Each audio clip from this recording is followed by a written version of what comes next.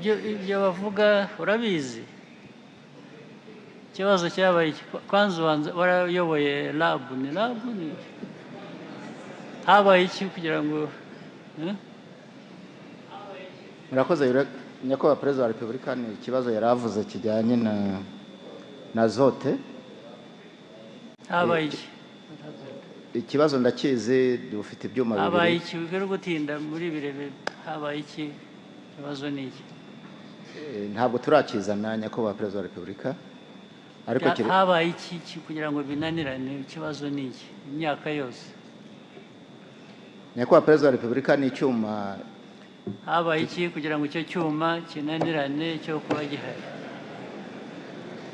byarakererewe nyakubahwa perezida wa repubulika ariko byakerejwe n'iki twari twagiteganyije mu mushinga dukoranaho na IFAD